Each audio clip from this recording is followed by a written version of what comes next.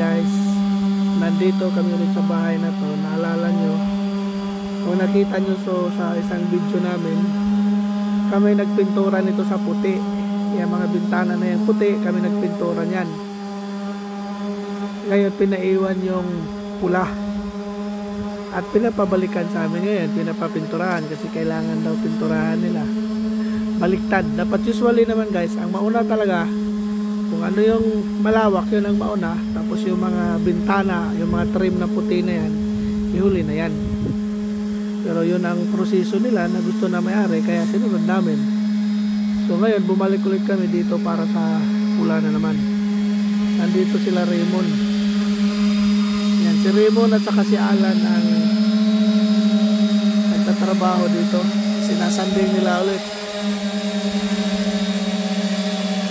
Ingat sila guys, nag-iingatan nila na hindi ngayon maapektuhan yung puti, kasi pag nasugatan nila yung puti, itatatsap na namin ulit.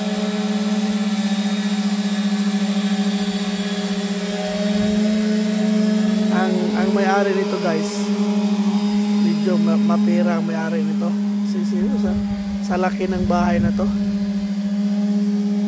Alam nyo ba na ang presyo nito guys sa kabuuhan siguro, no? Kabuuhan pag napinturahan na yung pula at napinturahan naman namin yung puti, no? Ang kabuuhan siguro ang presyo nito sa piso ay 1 milyon mahigit, mga 1.2 million piso siguro. Pintura lang nitong bahay na to guys. Yun ang presyo nun sa piso.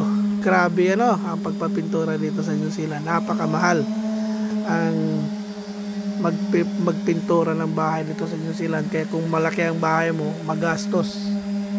Lalo na kung hindi ka marunong magpintura, magastos yun guys. Kaya tingnan nyo.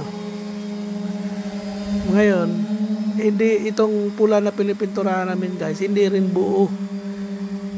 Portion lang.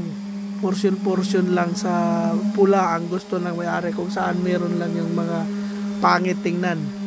Diba, itong nakatayo ng scaffolding na yan ay pipinturahan namin ang area na yan.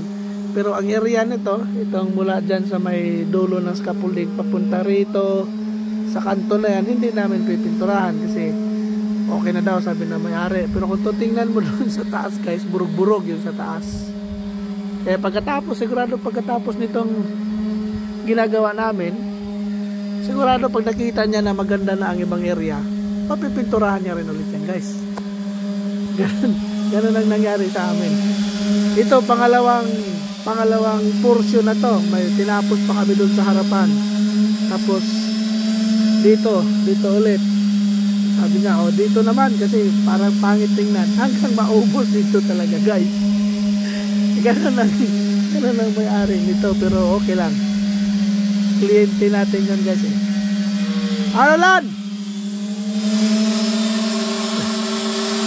Maingay na guys.